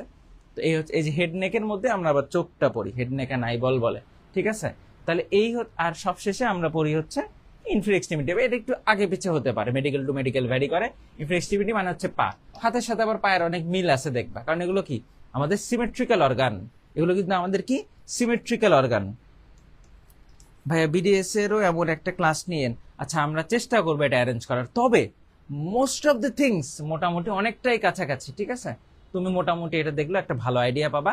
বিডিএস এর জন্য আমাদের স্টুডেন্ট আছে ভালো, ও 3-4 বছর আগে চান্স পাইছে, ওকে একটা অ্যারেঞ্জ করতে বলবো, ঠিক আছে। ওকে, তোমাদের জন্য গিফট থাকবে, আমি চেষ্টা করবো, গ্যারান্টি দিতে পারতেছি না, কথা দিতে পারতেছি না, but I will try my best. ভাই অ্যানাটমি শেষ, আমরা ফিজিওলজি চলে যাবো। দিকে যাই। তো চলো, এটা অন্তর অ্যানাটমিটা খুব সুন্দরভাবে সামারাইজ করে ফেলেছে। তো এখন চলে আসি আমরা ফিজিওলজিতে। ফিজিওলজি হচ্ছে এই ক্ষেত্রে আমরা জানবো আমাদের দেহ কিভাবে কাজ করে, এইটা আমাদের জানার বিষয়। তো এই ক্ষেত্রেও আমাদের কার্ড সংখ্যা হচ্ছে 6টা। সাধারণত এই 2টা মিলে প্রত্যেকটা টপিক হচ্ছে এক একটা কার্ড। এই প্রত্যেকটা টপিকের উপরে তোমাদের আলাদা করে পরীক্ষা দেওয়া লাগবে, আর 2টা করে কার্ড মিলায় হচ্ছে একটা করে টার্ম পরীক্ষা তোমাদের এই ক্ষেত্রে দেওয়া লাগবে, ঠিক আছে। জেনারেল ফিজিওলজি এবং ব্লাড। জেনারেল ফিজিওলজিতে হচ্ছে কিছু বেসিক কথাবার্তা রয়েছে, আর ব্লাড মানে তোমাদের রক্ত চ্যাপ্টারটা আসলে এই জায়গায় চলে আসছে। আমরা রক্তে কি পড়ছি, এরিথ্রোসাইট বা লোহিত রক্তকণিকা, লিউকোসাইট, থ্রম্বোসাইট, প্লেটলেট, তারপরে হচ্ছে কি কোয়াগুলেশন সিস্টেম, তারপর ব্লাড গ্রুপিং। এই প্রত্যেকটা টপিক এখানে আলাদা আলাদা একটা পরীক্ষার জন্য আলাদা আলাদা একটা টপিক হিসেবে কাজ করবে, ঠিক আছে। সিভিএস, কার্ডিওভাস্কুলার সিস্টেম, আমরা যে পরীক্ষায় 4র্থ অধ্যায়ে পড়ছিলাম না হার্ট, এই হার্টের যাবতীয় সবকিছু এবং আরো অনেক নতুন কিছু এই সিভিএস বা কার্ডিওভাস্কুলার সিস্টেম রয়েছে। এখানে আমরা আলো ভালো মতো জানবো যে হার্ট কিভাবে কাজ করতেছে, হার্টের সিস্টলে কি হচ্ছে, ডায়াস্টলে কি হচ্ছে, এটাতে ঝামেলা হলে কি কি রোগ হচ্ছে, এবং এইটা রিলেটেড যে একটা টেস্ট করা হয় ইসিজি, ইলেকট্রোকার্ডিওগ্রাম, সেটা নিয়েও কিন্তু আমরা আমাদের বেসিক নলেজটা এই জায়গায় পেয়ে যাব। রেসপিরেটরি আমাদের শ্বসন চ্যাপ্টার, ঠিক আছে, এই ক্ষেত্রে আমাদের কি আছে, শ্বসনের সেম জিনিসগুলোই আছে, যে অক্সিজেন কিভাবে ক্যারি হচ্ছে, কার্বন ডাইঅক্সাইড কিভাবে ক্যারি হচ্ছে, এই জিনিসগুলো ব্যাপারে আমাদের বেসিক নলেজ দেওয়া থাকবে। কন্ট্রোল অফ রেসপিরেশন, শ্বসন কিভাবে নিয়ন্ত্রিত হচ্ছে, এই জিনিসগুলো থাকবে। যে বইয়ের যে কঠিন অংশটুকু আছে তোমরা খেয়াল করছো কিনা, এই যে প্রতিবর্ত হ্যান ত্যান, এগুলো যে কত জটিল করে এখানে মানে তোমাদের থাকবে আর কি, এগুলো অনেক ভালোভাবে পড়তে হবে এখানে, ঠিক আছে। এবং আমি একটা কথা বলি সবসময়, সেটা হচ্ছে যে আমরা কিন্তু সবসময় শুধুমাত্র শর্টকাট খুঁজি, তাই না? কিন্তু দেখো আমাদের একাডেমিক কোর্সগুলোতে আমরা এই ব্যাপারগুলো এত সুন্দর করে তোমাদের পড়াইছি, তোমরা যখন মেডিকেলে যাবা তখন দেখবা যে আমাদের কথাগুলো তোমাদের কানে বাজবে, তোমাদের মনে হবে যে হ্যাঁ ভাইয়ারা এই এই এই জায়গায় এত সুন্দর করে এই কথাটা বলছিল, আজকে আমার পড়াটা ইজি হয়ে যাচ্ছে। তোমরা অনেকেই, আমি দেখছি এরকম ভাই যে আমাদেরকে মেসেজ দিয়ে জানাই যে ভাই ওই যে আপনারা পড়াইছিলেন আমাদের মেডিকেলে পড়াটাও একটু ইজি হয়েছে। সবটুকু তার পড়ায় দেওয়া সম্ভব না, তাই না? কিন্তু আমরা অনেকটুকুই ইজি করার চেষ্টা করছি যাতে, এবং এইচএসসি লাইফে কারো যদি মানে কনসেপ্ট খুব ভালো থাকে, সে পরবর্তীতে মেডিকেলেও কিন্তু ভালো করতে পারে। এবং আমাদের একাডেমিক ব্যাচগুলোতে কিন্তু আমরা এই ব্যাপারটা নিশ্চিত করছি অলওয়েজ। ঠিক আছে, তো তারপরে দেখো, তারপরে টপিকটা হচ্ছে জিআইটি বা গ্যাস্ট্রোইন্টেস্টাইনাল ট্র্যাক্ট, অন্ত্র বা আমাদের তৃতীয় অধ্যায় পরিপাক ও শোষণ, এই জায়গায় কিভাবে কাজগুলো হচ্ছে। আমরা অনেকগুলো অন্ত্রের হরমোন পড়ছিলাম, জিআই ট্র্যাক্টে কিছু হরমোন আছে, এই হরমোনগুলো নিয়ে আমরা ডিটেলস জানবো, কিভাবে খাবারটা মুখ থেকে একদম অ্যানাস পর্যন্ত যাচ্ছে, পেরিস্টালসিস কিভাবে হচ্ছে, এই মুভমেন্টগুলো সম্পর্কে আমরা ডিটেলস জানবো। রেনাল, বৃক্ক, বর্জ্য ও নিষ্কাশন চ্যাপ্টার, একটা কিডনি একদম ছোট একটা অর্গান, ঠিক আছে, তোমার বডিতে খুব বেশি বড় কিন্তু না, কিন্তু এই ছোট একটা অর্গানের এত বেশি ফাংশন, তা অকল্পনীয়, এবং তার রেনাল কার্ড না পড়লে আসলে তুমি বুঝতে পারবে না। এবং এত এত জিনিস এই কিডনি নিয়ন্ত্রণ করে, এটা পড়তে গেলেই তুমি অবাক হয়ে যাবা যে এই আল্লাহ তাআলা এই কিডনির ভিতরে কত ফাংশন যে দিয়ে রাখছেন, প্রত্যেকটা ফাংশন এক একটা যদি গড়বড় হয়ে যায় বডির 14টা বেজে যায়। তাহলে এটা আমাদের হচ্ছে রেনাল কার্ড। তারপর হচ্ছে এন্ডোক্রাইন, হচ্ছে আমাদের অন্তঃক্ষরা গ্রন্থি নিয়ে কথাবার্তা, থাইরয়েড, পিটুইটারি, অ্যাড্রেনাল, প্যানক্রিয়াস, এগুলো নিয়ে কথাবার্তা আছে। রিপ্রোডাক্টিভ, একটা বডির সেক্সুয়াল হরমোনগুলো, টেস্টোস্টেরন, এস্ট্রোজেন, প্রোজেস্টেরন, তারপরে অন্য যে হরমোনগুলো রয়েছে প্রোল্যাকটিন, এগুলো কিভাবে কাজ করতেছে সেই জিনিসগুলো। এবং সবার আগে সর্বশেষে সিএনএস, সেন্ট্রাল নার্ভাস সিস্টেম। অ্যানাটমিতে জানছি ব্রেনের কোথায় কি আছে, এই ক্ষেত্রে আমরা জানবো ব্রেনের জিনিসগুলো কোনটা কিভাবে কাজ করে, ঠিক আছে। এবং এই জিনিসগুলো কিন্তু আসলে বুঝে বুঝে তুমি যদি পড়ো, এই জিনিসগুলো কিন্তু বেশ ইন্টারেস্টিং, এবং পড়ে কিন্তু তুমি অবশ্যই ভালোই মজা পাবা, ঠিক আছে। এর পরবর্তী অংশে আমরা চলে আসি বায়োকেমিস্ট্রি, ঠিক আছে। বায়োকেমিস্ট্রি হচ্ছে কোষ রসায়ন, ঠিক আছে। তোমাদের কোষ রসায়ন যে চ্যাপ্টার পড়ছিলা সেটা দিয়েই কিন্তু তোমাদের সূত্রপাত। এই বায়োমলিকিউলস এবং অ্যাসিড বেস, এই জায়গাতে তোমার এক একটা টপিকের নাম দেখি, ঠিক আছে, সত্যি কথা believe me, carbohydrate, lipid, protein, এই জিনিসগুলো আছে। আর অ্যাসিড বেসের ভিতরে আছে পিএইচ এবং বাফার সিস্টেম, এই জিনিসগুলোই মিলে আমাদের প্রথম যে কার্ড সেইটা। তার পরবর্তীতে হচ্ছে মিনারেলস টপিক, যেখানে আমাদের আয়ন, দেহের ভিতরে যে আয়নগুলো রয়েছে, কি কি আয়ন থাকতে পারে, ক্যালসিয়াম, সোডিয়াম, পটাশিয়াম, ঠিক আছে। তার পরবর্তীতে আয়রন, জিঙ্ক, এগুলো নিয়ে কথাবার্তা রয়েছে। ভিটামিনস নিয়ে কথাবার্তা রয়েছে, কোন ভিটামিনের ঘাটতি হলে, ডেফিসিয়েন্সি হলে কি হতে পারে, এই নিয়ে কথাবার্তা রয়েছে। এবং ডায়েট এবং নিউট্রিশন, আমরা কি খেলে আমাদের দেহে কি ঘটবে, আমি একটা রুটি খাইলাম আমার দেহে কি ঘটবে, আমি এক প্লেট ভাত খাইলাম আমার দেহে কি হবে, আমি একটা ফল খেলে কি হবে, আমি যদি তেল বেশি খাই আমার দেহে কি হবে, এই রিলেটেড কনসেপ্ট গুলো চলে আসে ডায়েট এন্ড নিউট্রিশন টপিকের আন্ডারে। তার পরবর্তীতে দেখো বায়োকেমিস্ট্রির সবচেয়ে হিউজ টপিক মেটাবলিজম বা বিপাক, এবং এটা আমরা পড়ছি যে অ্যানাবলিজম, ক্যাটাবলিজম, লিভারের ভিতরে আমরা এগুলো পড়ছিলাম। গ্লুকোনিওজেনেসিস, ছিল কোনটা, গ্লাইকোজেনেসিস, লাইপোলাইসিস, বিটা অক্সিডেশন, এই সব কিছু এই টপিকের আন্ডারে রয়েছে। এবং এটা পরে আসবে ইলেকট্রোলাইট, আমাদের দেহের প্রধান লবণগুলো নিয়ে এই জায়গায় কথাবার্তা হয়।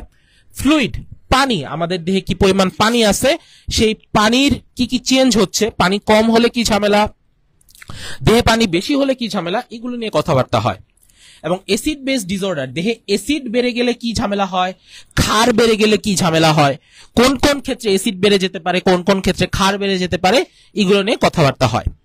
জেনেটিক্স, এটা হচ্ছে আমাদের জিনতত্ত্ব এবং বিবর্তন এই চ্যাপ্টারটার মূল জিনিস এবং প্রথম অধ্যায়ের জিনিসগুলো আছে একদম। দেখবা ট্রান্সলেশন, ট্রান্সক্রিপশন, রেপ্লিকেশন, ক্রোমোজোমের স্ট্রাকচার, তারপর হচ্ছে কোড এবং কোডনের ক্যারেক্টারিস্টিক, সব জিনিসগুলো কিন্তু এই জায়গায় আছে। এবং ক্লিনিক্যাল টপিকটাতে রয়েছে কি, এই যে এত কিছু পড়লাম, এই 5টা চ্যাপ্টার পড়লে এগুলোকে কিভাবে আমি রোগ নির্ণয়ে এবং রোগীর কল্যাণে কাজে লাগাতে পারবো, সেটাকে বলা হয় ক্লিনিক্যাল বায়োকেমিস্ট্রি। এই টপিকগুলো এনকম্পাস করলে বায়োকেমিস্ট্রি শেষ হয়ে যাচ্ছে। এবং এই প্রত্যেকটা টপিক এক একটা কার্ড, এবং 2টা কার্ড মিলে এক একটা টার্ম। আর যেদিন তুমি প্রফেশনাল পরীক্ষা দিতে যাবা, এই সব কিছু মিলে তোমার পরীক্ষা দিতে হবে একদিনে। হ্যাঁ, সেই সব কিছু মিলে একদিনে তোমাকে পরীক্ষাটা দিতে হবে। তার পরবর্তী অংশে আমরা যাই। এখন হচ্ছে কিছু বইয়ের নাম আমরা বলবো, ঠিক আছে। সবার আগে যেহেতু অ্যানাটমি সবচেয়ে বইয়ের সংখ্যা বেশি, এই ক্ষেত্রে আমি আগে ফিজিওলজি এবং বায়োকেমিস্ট্রি বলে নিই, নাহলে এদের গুরুত্ব কম, এগুলা হারায় যাবে। তো এদের ক্ষেত্রে সবার আগে আমি যেটা বলতে চাই যে ফিজিওলজি টপিকে সবচেয়ে ইম্পর্টেন্ট যে টেক্সট বুক, তোমাদের বই 2 ধরনের হবে, একটা হবে টেক্সট বুক আর একটা হবে গাইড বুক। ঠিক আছে, গাইড বুক ছাড়া আসলে কিন্তু পড়া সম্ভব না, যে যাই বলুক না কেন। ঠিক আছে, অনেকে বলবে যে স্যাররা বলবে শুধুমাত্র টেক্সট বই পড়তে হবে, টেক্সট বইয়ের বাইরে কিছু পড়া যাবে না। কিন্তু সত্যি কথা বলতে গেলে পরীক্ষায় পাশ করার জন্য শুধু টেক্সট বই পড়ে পাশ করা সম্ভব না। ঠিক আছে, পাশ করার জন্য তোমাকে কি করতে হবে, তোমাকে টেক্সট বইয়ের পাশাপাশি অবশ্যই গাইড বইও পড়তে হবে। অন্তর কিছু অ্যাড করতে চাও না? এ ব্যাপারে আমি একটু বলি, এ ব্যাপারে একটু বেশি ভালো স্টুডেন্টের কাছে শুনলে পরে সমস্যা। তুমি শুনবা হচ্ছে মডারেট টাইপের স্টুডেন্টের কাছে, অ্যান্ড স্টুডেন্টের মধ্যে আবার বেশি ভালো আর মডারেট কি, কিছু কিছু ভাই আছে দেখবা তোমাদেরকে বলবে যে এই তোরা একদম শুধুমাত্র টেক্সট বুক পড়বি আর কিছু পড়বি না। ঠিক আছে, এদের কথা শোনা যাবে না। তুমি যে কাজটা করবা, আমরা কিভাবে জিনিসটাকে ব্যালেন্স করে কিভাবে বেস্ট রেজাল্টটা করা যায় সেটা আমি একটু বলি। ধরো গাইড বইটা আসলে কি, এখানকার গাইড বইগুলো হচ্ছে বিগত বছরে পরীক্ষায় আসা প্রশ্নগুলো। ঠিক আছে, এখানে প্রশ্ন লেখা থাকে, উত্তর লেখা থাকে। তো তুমি কি করবা, তুমি ধরো একটা চ্যাপ্টার তোমার কালকে হচ্ছে ধরো ব্লাড আছে পরীক্ষা, তো তুমি কি করবা, তুমি আগে সুন্দর মতো গাইড বইটা ওপেন করবা, করে তুমি কি দেখবা, তুমি দেখবা হচ্ছে যে বিগত বছরে এখান থেকে কি কি প্রশ্ন আসছে। তুমি দেখলা যে বিগত বছরে তোমার কালকে যে টপিকটা, ধরো আরবিসি টপিক থেকে টোটাল 15টা বা 20টা প্রশ্ন আসছে। তুমি কি করবা, এই 20টা প্রশ্ন তুমি একবার চোখ দিয়ে দেখে নিলা যে আচ্ছা এই 20টা প্রশ্ন আসছে। তারপরে তুমি কি করবা, ওই যে স্পেসিফিক যে টপিকটা, ওই স্পেসিফিক টপিকটা তুমি ওই গাইড থেকে একবার পড়বা, পড়ার পরে তুমি টেক্সট বুক থেকে ব্যাপারটাকে মিলায় নিবা, এবং কোনো কিছু যদি অ্যাড করার থাকে তাহলে কি করবা, তাহলে ওই গাইড বইয়ের মধ্যে তুমি লিখে ফেললা, বাট তোমার টেক্সট বুকে একটু মার্ক করে রাখলা যে এই জায়গাগুলোতে টেক্সট বুকে অনেক কথা লেখা থাকে। তুমি যখন পড়বা, প্রথমবার যখন পড়বা, তখনই সুন্দর করে একটু করে মার্ক করে ফেলবা যে জায়গাটুকু ইম্পর্টেন্ট। ঠিক আছে ভাই, আমি অন্যদের চেয়ে ভালো করতে চাই, অন্যরা তো গাইড পড়বে, আমি তো এদের চেয়ে ভালো করতে, তাহলে আমি কি করব? তুমি যেটা করবা সেটা হচ্ছে গাইডের মধ্যে কি করবা, এখন যেমন আমরা যখন ক্লাস নিই তখন ইম্পর্টেন্ট টপিকগুলো বইয়ের মধ্যে লিখে ফেলো না, তখন তুমি কি করবা, ওই বই থেকে কিছু ইম্পর্টেন্ট এক্সক্লুসিভ লাইন, এক্সক্লুসিভ ছবি তুমি গাইডের মধ্যে একটু মার্ক করে নেবা। তাহলেই দেখবা যে অন্যদের চেয়ে তোমার লেখা কি হচ্ছে, ডিফারেন্ট হচ্ছে, তুমি অন্যদের চেয়ে বেশি নাম্বার পাচ্ছ। এটা হচ্ছে সোজা হিসাব। তুমি যদি মনে করো গাইড আজকে থেকে বর্জন করবো, তাহলে তোমার পাস করাই কঠিন হয়ে যাবে। ঠিক আছে, এই হচ্ছে ব্যাপার। তো সবকিছুর একটা ব্যালেন্স দরকার। ঠিক আছে, যেমন আমি কিন্তু টেস্ট পেপার অনেক বেশি বেশি পড়তে বলি, তাই না? কারণ টেস্ট পেপার থেকে তুমি বিগত বছর প্রশ্নগুলো সম্পর্কে আইডিয়া পাও, আগে প্রশ্ন আইডিয়া নিবা, আনসার পড়বা, তারপরে তুমি টেক্সট বুক থেকে ব্যাপারটাকে মিলিয়ে নিবা যে সবকিছু ঠিকঠাক আছে কিনা। আসলে গাইড বই ভুল টুলো লেখা থাকে, তুমি চেক করে নিবা সব ঠিকঠাক আছে কিনা। টিচার যদি জিজ্ঞাসা করে যে তুমি এটা কই থেকে পড়ছো, তুমি যাতে বলতে পারো যে আমি এটা টেক্সট বুক থেকে পড়ছি। তুমি ধরো মুখস্থ করছো এই গাইড থেকে, তুমি বললা যে স্যার আমি গাইড থেকে পড়ছি, তাহলে কিন্তু খবর আছে। ঠিক আছে, অ্যাটলিস্ট তুমি টেক্সট বুক থেকে ব্যাপারটা একবার মিলিয়ে নিবা। মিলিয়ে নিলে কি হবে, তখন তুমি বুঝতে পারবা যে হচ্ছে আচ্ছা ঠিক আছে টেক্সট বুকেও তো এটাই লেখা আছে, তখন তুমি বলবা যে স্যার আমি গাইডন থেকে পড়ছি, এটা এখানে আছে, আমি ওখান থেকেই বললাম। ওই গাইডেও দেখবা যে টেক্সট বুকের রেফারেন্স লেখা থাকে, পাশে দেখবা গাইডন এত পেজ এরকম লেখা আছে। ঠিক আছে, তুমি ওই পেজে যে বই থেকে ব্যাপারটা আরেকবার মিলাই নিবা সব ঠিকঠাক আছে কিনা। এভাবেই কিন্তু বেটার রেজাল্ট করা যায়, নাকি শুভ ভাই? ঠিক আছে, গাইডটাকে একদম শত্রুর মতো না মনে করে, ঠিক আছে, সেটাকে বন্ধুর মতো আপন করা লাগবে, কিন্তু আবার টেক্সট বুকটাকেও ছাড়া যাবে না। শুধু গাইড বা শুধু টেক্সট বুক না, দুইটা একটা কম্বিনেশন ওয়েতে আমাদের পড়তে হবে। তো ফিজিওলজির জন্য যে টেক্সট বুক অনেক জায়গায় অনেকটা ফলো করা হয়, তবে মোটামুটি total all over Bangladesh Guyton is the prefer text book of physiology, এটাই অধিকাংশ জায়গায় ফলো করা হয়। এছাড়াও অনেক জায়গায় গ্যানং বা বিআরএস এর কথা বলতে পারে, তবে আমার মনে হয় গাইটন কিনলে আর অন্যগুলো কেনার খুব বেশি দরকার পড়বে না। আর গাইডের ভিতরে টোটাল এটা কলেজ অনুযায়ী খুবই ভ্যারি করে, ডিএমসি তে এক ধরনের, সিএমসি তে এক ধরনের, এমএমসি তে এক এক ধরনের। তবে ডিএমসি তে ইউজুয়ালি আরিফের গাইডটা ফিজিওলজির জন্য বেশি ইউজ হয়। সাধারণত আমি সাজেস্ট করবো তোমাদের মেডিকেল কলেজে যে গাইডটা চলে সেটা নিবা, ঠিক আছে, আলাদা করে কেনা দরকার। এখন চলে আসো বায়োকেমিস্ট্রিতে। বায়োকেমিস্ট্রির জন্য যে টেক্সট বুক, এটার জন্য এবিসি একটা মোটামুটি নিয়ার কমপ্লিট বই। এটা হচ্ছে একটা নিয়ার কমপ্লিট বই, ঠিক আছে, হ্যাঁ। এবং অন্তর বললো যে এটা পড়লে তোমার কিন্তু গাইড কেনারও আসলে খুব বেশি দরকার হয় না। এবিসি এত ভালো একটা বই যে এবিসিটা পড়লেই তোমার হচ্ছে অনেকটা নলেজ কিন্তু এই জায়গায় শার্পেনিংও হয়ে যায়। এবং তোমার এখানে খুব যে জরুরি যে টপিকগুলো সেই জিনিসগুলো এই জায়গায় আসছে, কোনো এক্সেস বা বাড়তি জিনিস আসলে নাই। আর এক্সেস বাড়তি জিনিসগুলো থাকে সাধারণত টেক্সট বইগুলোতে। আমি কখনো বায়োকেমিস্ট্রির জন্য টেক্সট বই পড়ি নাই, ঠিক আছে, ওইটা ছাড়াই আমার বায়োকেমিস্ট্রি বেশ ভালো মতোই পাস হয়ে গেছে, ঠিক আছে। তবে কেউ যদি পড়ো লিপিনকট বা হারপার এই দুইটা বই পড়তে পারো, এর মাঝখানে লিপিনকট বইটা বেটার, ঠিক আছে, ঠিক আছে, লিপিনকটটা বেটার। হারপার খুবই বাজে ভাষায় লেখা একটা বই, লিপিনকটটা কিন্তু ঠিক আছে ক্লিনিক্যালি এটার জন্য লিপিনকট বইটা বেশ ভালো। তো বায়োকেমিস্ট্রিতে এর বাইরে আর কিছু জানা নেই। হ্যাঁ, তবে এই দুইটা টপিকের সাথে অবশ্যই তোমাদের মেডিকেল কলেজের লেকচার ফলো করবা। হ্যাঁ, তোমাদের মেডিকেল কলেজে যে লেকচার দিবে এই দুই টপিকের জন্য, ফিজিওলজি এবং বায়োকেমিস্ট্রিতে যে লেকচার হবে সেই লেকচারটাও আমাদের কিন্তু ফলো করা লাগবে। এখন চলে আসি দ্য বিগ বস, অ্যানাটমিতে, ঠিক আছে।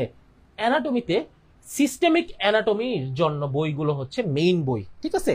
সিস্টেমিক অ্যানাটমির বইগুলো আমাদের অবশ্যই ভালো বই কিনতে হবে এবং অরিজিনাল বই কিনতে হবে। এই ক্ষেত্রে টিচারদের মুখে তুমি একটা বইয়ের নাম শুনবা অল ওভার বাংলাদেশ, সেটা হচ্ছে একে দত্ত, ঠিক আছে, ঠিক আছে, কোনটা না গ্রে, ঠিক আছে। আরেকটা বই আছে যেটার কথা অনেকে বলবে, সেই বইটার নাম হচ্ছে গ্রেস অ্যানাটমি, ঠিক আছে, কিন্তু সেটা কেনার দরকার নাই। কারো যদি বেশি পড়ার আগ্রহ থাকে সেটা পিডিএফ পড়তে পারো অথবা নিজের মেডিকেল কলেজের লাইব্রেরি থেকে কালেক্ট করতে পারো।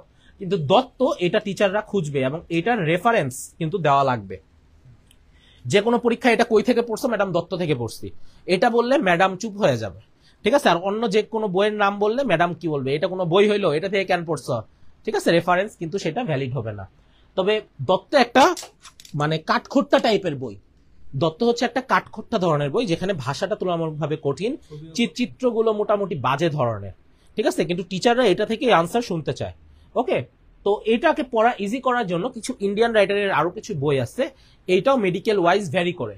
তবে এই দুইটা বই ওভারঅল বাংলাদেশে ইউজ হয়, একটা হচ্ছে বিশ্রাম সিং আর একটা হচ্ছে বিডি চৌরাসিয়া। এই দুইটা কখনোই একসাথে কিনবা না, তোমার মেডিকেলে যেটা ফলো হয় সেটা কিনবা, তোমার সিনিয়র ভাইরা যেটা পড়ে সেটা কিনবা। সাধারণত ঢাকা মেডিকেলে বিশ্রাম ফলো হয়, আর অন্যান্য মেডিকেলে আমি এমএনসিটা জানি, এমএনসিতে চৌরাসিয়া ফলো করা হয়। তো এক এক জায়গায় এক একটা ফলো করা হয়, তোমার মেডিকেল কলেজে যেটা ফলো হচ্ছে সেটা ফলো করবা, বাট এই দুইটা যে কোনো একটা লাগবেই, মাস্ট। এই দুইটা বই হচ্ছে তোমার জন্য মাস্ট, ঠিক আছে, এই দুইটা থেকে যে কোনো একটা, আর দত্ত এটা তোমার কিনতেই হবে। এখন চলে আসি the main book of anatomy, যেটা ছাড়া অ্যানাটমি পড়া হচ্ছে কার মতো, চোখ বেঁধে সাগরে যাওয়ার মতো, ঠিক আছে। সাগরে পানি গায়ে লাগবে কিন্তু তুমি কিছু দেখতে পারবা না। The main book for anatomy is Netter atlas of human anatomy, যেটা বলতে পারো একটা ছবির বই, ঠিক আছে, এটা একটা ছবির বই এবং এইটা সবসময় অরিজিনাল কিনতে হবে। ওকে, এটা সবসময় অরিজিনাল কিনতে হবে, অরিজিনাল। এবং এটা অরিজিনালটার প্রাইস 1500 থেকে 1700 মতো পড়ার কথা। এইটা হচ্ছে ছবির বই, এবং অ্যানাটমি যা কিছুই পড়ো না কেন, যখনই পড়ো না কেন, নেটার খুলে তারপরে বই পড়তে হবে। ছবি না দেখলে অ্যানাটমি শিখা হবে না, সোজা কথা। ছবি দেখে অ্যানাটমি শিখতে হবে, ছবি না দেখে অ্যানাটমি শেখার কোনো বিকল্প নাই। হিস্টোলজি, হিস্টোলজির জন্য যে বইটা টেক্সট হিসেবে বলে সেটার নাম হচ্ছে জ্যাংকুইরা। তবে এটা আননেসেসারি একটা বুক, ঠিক আছে, আননেসেসারি, ওকে, খুব বেশি দরকার নাই, ঠিক আছে। এটা আননেসেসারি একটা বই, যেটা ইজি বই আছে। সাধারণত গাইডের ভিতরে একটা পার্ট থাকে, গাইডে একটা অংশ থাকে, এবং এইটার পাশাপাশি সেলিম রেজা নামে বাংলাদেশি একটা বই আছে, এই বইটা তোমরা ফলো করতে পারো। এই বইটা মোটামুটি ইজি আছে, ঠিক আছে, হ্যাঁ, সেলিম রেজা, ঠিক আছে। নাহলে জ্যাংকুইরা পড়ে হিস্টোলজি পাশ করাও সম্ভব না, ঠিক আছে, এটা অনেক উচ্চমার্গীয় বই। তো তারপরে আসতেছে আমাদের এমব্রায়োলজি। এমব্রায়োলজিতে যে বইটা টিচাররা কিনতে বলবে টেক্সট হিসেবে সেটা হচ্ছে ল্যাংম্যান, ঠিক আছে, এটাও হচ্ছে মানে পড়ার জন্য খুব বেশি মজার বই না। তো পড়ার জন্য যে বইটা আমি সাজেস্ট করব, একই সাথে গাইড পড়বে এবং বিশ্রাম সিং এর একটা এমব্রায়োলজির বই আছে। হ্যাঁ, বিশ্রাম সিং এর একটা এমব্রায়োলজির বই আছে। এই বইটা বেশ ইজি টু আন্ডারস্ট্যান্ড, এই বইটা পড়া যেতে পারে।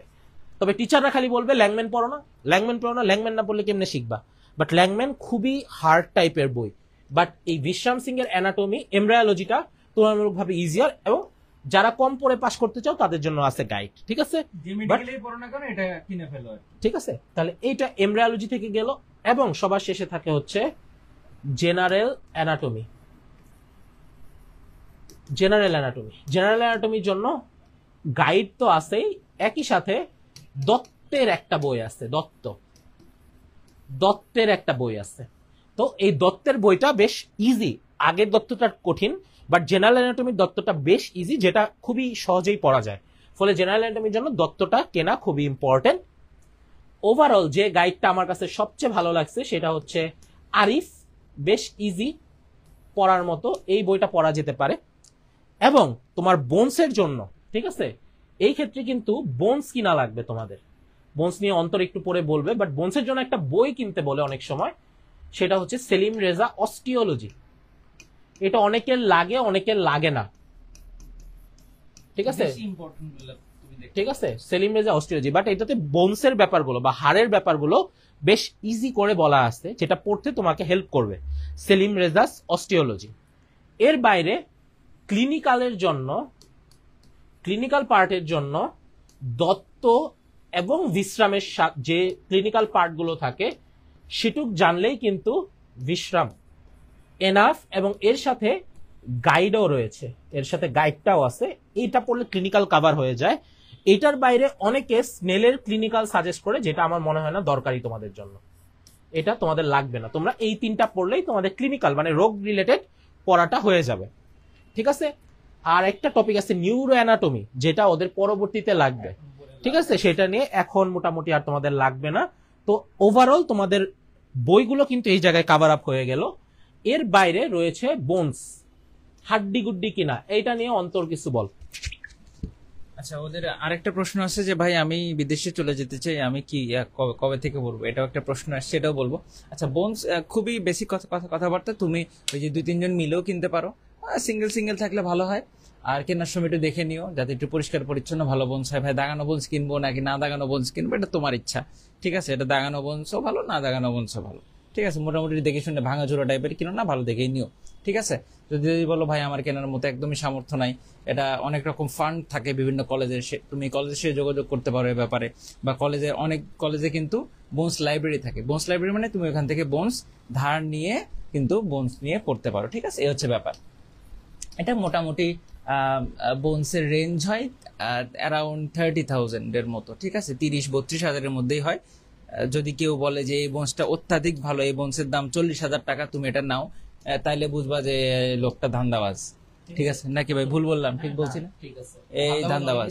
30-32 এর মধ্যে আসলে ভালো বোনস পাওয়া যায়। ঠিক আছে, অনলাইন রিসোর্স নিয়ে আমি যদি একটু বলি, সেটা হচ্ছে আমাদের সময় এত বেশি অনলাইন রিসোর্সেস ছিল না, খুবই কম ছিল। এর মধ্যে একটা চ্যানেল আমি ফলো করতাম ক্যালোসামবেরি নামে, এর মধ্যে অনেক বোনসের ভিডিও দেওয়া থাকতে পারে। এটা একটা লাইফ সেভিং ছিল, হার্টের ভিডিও, লাংসের ভিডিও, তোমরা দেখতে পারো। এটা সলিমুল্লাহ মেডিকেল কলেজের একটা প্রয়াস ছিল। এটা সম্ভবত এখন ওরা আর খুব একটা ভিডিও বানায় না মনে হয়, আমি শিওর না। আবার হচ্ছে হ্যাঁ, এইটা আমাদের পাস করার পরে আসছে ভাই। ঠিক আছে, তো এই ম্যাডামের ভিডিওগুলো দেখতে পারো। ম্যাডাম কিন্তু মেডিকেল কলেজের ম্যাডাম, বুঝতেই পারতেছো, তার মানে এটা অবশ্যই দারুণ একটা হবে। আচ্ছা, আর আরেকটা এই যে ডক্টর নাজিব, যেটা এটা তুমি মেডিকেল কলেজে দেখলে জানতে পারবা, ইউটিউবে সার্চ দিলেও দেখতে পারবা ডক্টর নাজিব সম্পর্কে। ওনার লেকচার সিরিজ আছে। তবে আমার মনে হয় এখন এই মুহূর্তে দরকার নাই, তোমরা যখন নিউরো অ্যানাটমি পড়বা তখন ডক্টর নাজিবের লেকচার চাইলে দেখতে পারো, যারা অনেক ভালো জানতে চাও, বুঝতে চাও, সেক্ষেত্রে। এখনই ডক্টর নাজিবের ভিডিও যে তুমি দেখে উল্টাপাল্টা করে ফেলতে পারবে এরকম না। এক্সিস মেডিকেল নামে ওদের একটা প্ল্যাটফর্ম আছে, এখানেও অনেক ভিডিও পাবা। কিছুই না, তুমি আগে সার্চ দিবা, কি ধরো তোমার স্টার নাম পড়া আছে কালকে, তোমার সবার আগে কাজ কি? বই খোলা না, বই খোলাও না, তোমার সবার আগে কাজ হচ্ছে বোনসটা খুঁজে বের করা, তারপরে হচ্ছে কি করা, ইউটিউবে সার্চ দেওয়া, স্টারনাম ডেমো ইন বাংলা, এটা লেখে দিবা সার্চ দেওয়ার পরে আগে পুরো ডেমো তুমি দেখে ফেলবা, ওখানে ধরে ধরে তোমাকে বলে দিবে এখানেই আছে। এটা হচ্ছে টিউটরের মতো, মেডিকেলের সব টপিক তুমি ইউটিউবে পাবা। এখানে কিন্তু কোনো কোর্সে ভর্তি হওয়ার দরকার হবে না। অনেকেই তোমাকে বলতে পারে যে অমুক কোর্সে ভর্তি হও, তমুক কোর্সে ভর্তি হও। আমি জীবনে কোনোদিন কোনো মেডিকেলের কোর্সে ভর্তি হই নাই, এটা কোনো কোর্স আসলে দরকার নেই। তারপরে বাকিটুক তোমার ইচ্ছা, ঠিক আছে। তুমি কি করবা, ওই যে বললাম স্টারনাম ডেমো ইন বাংলা, এটা লেগে সার্চ এখনই দিয়ে দেখো, এখন না লাইভ শেষে দিয়ে দেখো, স্টারনামের অনেক ভিডিও পাবা। এই ভিডিওগুলো সুন্দর মতো দেখো, দেখবা যে তোমার কাজ হয়ে গেছে, আর কি কোনো টেনশন নাই, ঠিক আছে। এই আর কি মোটামুটি অনলাইন রিসোর্স তোমার লাইফ সেভার হবে। আর কেউ ওই যে কিনো না, খবরদার ভাই, এই যে কি ডিকশনারি, কেউ যেন ডিকশনারি কিনো না, কিনে টাকা লস। আমিও কিনছিলাম ভাই, আপনি কিনছিলেন না? আপনি আগে বেঁচে গেছেন। এই বুদ্ধিমান এরা এভাবে এগিয়ে যায় জীবন যুদ্ধে। আমি কিনছিলাম লস, এটা আমি আজ পর্যন্ত খুলি নাই। যেখানেই বুঝবা না গুগলে সার্চ দিবা, এটার meaning Google is enough. Google ইউটিউবে সার্চ দিবা, সব পাই যাবা। কোনো কোর্স, কোনো কারো হাত পাও ধরা কিচ্ছু করা লাগবে না। আর কিছু ভালো বড় ভাই বোন বানাবা মেডিকেল কলেজে, অপোজিট জেন্ডার না, সেম জেন্ডারের বানানোর চেষ্টা করো, ভালো হবে, ঠিক আছে। কিছু রিডিং পার্টনার থাকতে পারে, বন্ধু সেম জেন্ডারের বেটার হবে, ঠিক আছে। নিজেরা ডিসকাস করে পড়াশোনা করবা, সিনিয়র ভাইদের কাছ থেকে পরামর্শ নেবে, ভাই কালকে এই আইটেম আছে, আমাকে একটু দাগে দেন ভাই, কোনগুলো এম ম্যাডাম ধরে, ঠিক আছে। তুমি আগের দিন শুনে আসবা ভাইয়ের কাছে, পরের দিন দেখবে ম্যাডাম তোমাকে এটাই ধরতেছে, ঠিক আছে। এগুলো কমন, বড় ভাই বোনদের সাথে ভালো সম্পর্ক মেনটেন করবা। কলেজে গেলে পলিটিক্স হ্যান ত্যান নানান অনেক কিছু নিয়ে অনেক কথাবার্তা হবে, এগুলো নিয়ে এত বেশি টেনশনের দরকার নেই। কোন একটা গ্রুপের সাথে যুক্ত আসলে থাকতে হয়, বুঝছো। কোন একটা গ্রুপের সাথে যুক্ত থাকবা, যে গ্রুপটা একটু বড় সড়ো দেখবা, ক্ষমতা বেশি, ওই গ্রুপের সাথে যুক্ত থাকবা। সেটা পলিটিক্যাল হতে পারে, কালচারাল হতে পারে, বিভিন্ন ফরম্যাটে থাকে। একটা গ্রুপের সাথে যুক্ত থাকলে ওই রুম টুম পাওয়া সবকিছু ইজি হয়। বড় ভাই দেখা মাত্রই দিবা সালাম, আমি এখনো সালাম দেই, এখনো সালাম দেওয়ার ভাই যে কি রে তুই এখনো ফার্স্ট ইয়ারের মতোই সালাম দিস। সালাম দিতে আমার ভালোই লাগে। সালাম বিনিময় কি ধর্মীয় একটা ব্যাপার আছে না, এখানে শান্তি বর্ষিত হইতেই তো বলতেছি, এটা তো খারাপ কিছু না। সালাম দিলে আমি কখনো ছোট হব না, ঠিক আছে। এটা তুমিও দিবা, দেখলেই সালাম দিবা, দেখবো বড় ভাইও খুশি, তুমিও খুশি, সবাই খুশি, ঠিক আছে। 2 দিন পরে দেখবা ভাইদের সাথে ভালো একটা সম্পর্ক তৈরি হয়েছে, তখন বলবো ভাই খাওয়াতে নিয়ে যান, ঠিক আছে। তখন খাইতে চলে যাবা। এই যে রিজভি যে মনে করো ভাইকে ফকির বানায় ফেলছে, এরকম রেকর্ড আছে, ঠিক আছে। এই হচ্ছে ব্যাপার। আর আরেকটা জিনিস একটু খুব তাড়াতাড়ি বলে ফেলি, কারণ আমাদের সময় খুবই কম, আমরা পরবর্তীতে আবার তোমাদের প্রশ্ন থাকলে লাইভে আসবো। সেটা হচ্ছে বিদেশে যাওয়া নিয়ে। বিদেশে যাওয়া নিয়ে কয়েকটা পরীক্ষা আছে। ইউএসএ তে গেলে, ভাই আপনি একটু লিখতে থাকেন, আমি বলতে থাকি।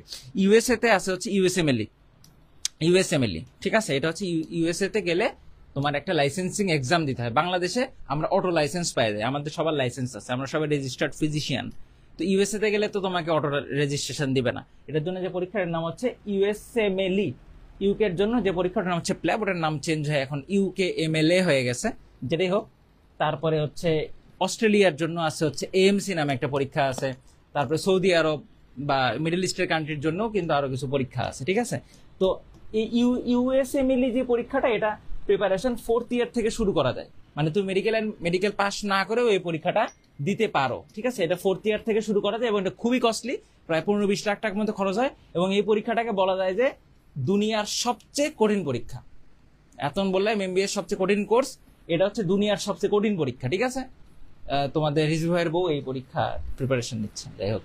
তো এরপরে হচ্ছে ইউকেতে আছে হচ্ছে ইউকেএমএলএ যে পরীক্ষাটা, ইউকেএমএলএটা একটু ইজি, 6-7 আর একটু বেশি লেগে যায় ভাই, যাই হোক।